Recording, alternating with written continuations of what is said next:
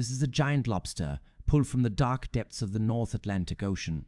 It weighs over 20 pounds and might be older than your great-grandparents. But here is the crazy part. Even at a century old, this creature was not slowing down. Unlike humans, whose bodies gradually weaken as the years pass, this lobster was getting stronger. Its claws were bigger, its shell was thicker, and its muscles were healthier than ever before. In fact, if you examine a giant lobster at a cellular level, it shows almost zero signs of biological aging. So, if lobsters do not die of old age, why are the oceans not filled with ancient giant monsters? To solve this marine mystery, we have to look at what actually happens inside living cells when animals grow old. Inside human cells, every time a cell divides, microscopic caps on the ends of our DNA called telomeres get shorter. Think of telomeres like the plastic tips on the ends of shoelaces.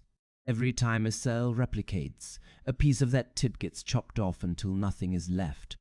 Eventually, the protection disappears, cells stop dividing, and the human body begins to break down. This inevitable genetic erosion is what we call biological aging. But lobsters have a biological cheat code that breaks this fundamental rule of nature. They produce an endless supply of a rare active enzyme called telomerase. Telomerase constantly repairs and rebuilds those genetic end caps every single time their cells divide. This means their DNA stays intact, their organs stay young, and their fertility actually increases as they get older. An older lobster lays more eggs and produces healthier offspring than a young one. They do not get weaker, they do not get sicker, and they never reach a biological retirement age. In theory, a lobster could live forever, but in reality, almost none of them make it past a single century. So what goes wrong? The answer lies in their greatest biological gift, which doubles as a fatal trap.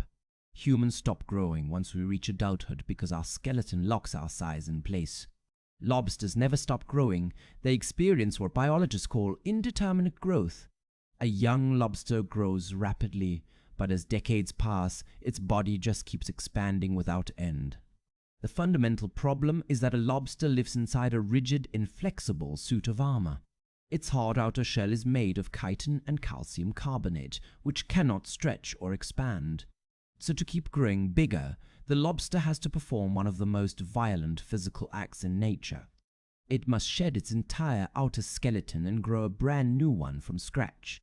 This dramatic biological process is called molting or ecdysis. For a small young lobster, molting is fast and simple, taking only a few minutes to slip out of its shell. But as the lobster grows larger and heavier, molting turns into a brutal, terrifying ordeal. Imagine trying to drag your entire body out of a tight suit of steel armor without using any hands. To make things worse, it must pull its soft eyes, delicate antennae, and giant crushing claws out of the old shell. To prepare for a molt, the lobster first drinks massive amounts of seawater to swell its body from within.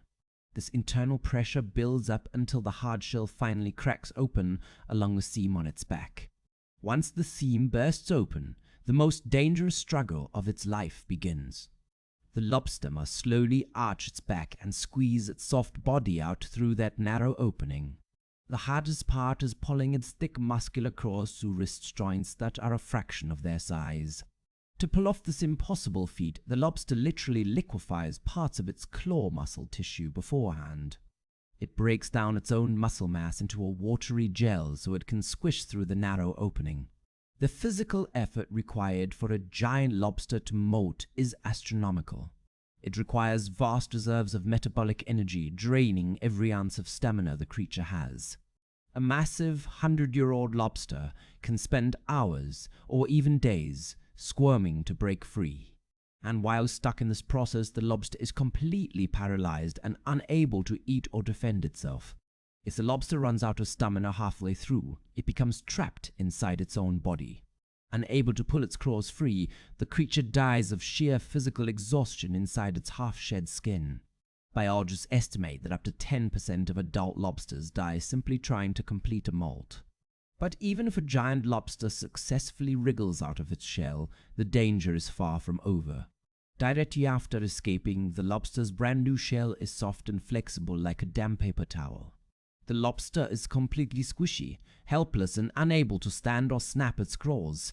Hungry predators like cod, seals, and bigger lobsters can smell a fresh soft-shell lobster from miles away. To survive, the defenseless giant must crawl into a dark underwater cave and hide for weeks until its shell hardens. But as the lobster continues to age and grow, even bigger, an even darker problem begins to develop. Because molting takes so much energy, older lobsters start delaying the process longer and longer. Instead of molting every year, a giant lobster might stay in the same shell for 5 or 6 years. Sitting in the same old shell for years attracts flesh-eating bacteria floating in the water. This triggers a horrific condition called epizootic shell disease, where bacteria eat holes through the armor. The rot fuses the living tissue of the lobster directly to the inside of its degrading shell. When the lobster finally tries to molt, the shell rips its internal organs apart, leading to fatal blood loss. Nature gave the lobster eternal youth, but cursed it with a shell that ultimately brings its downfall.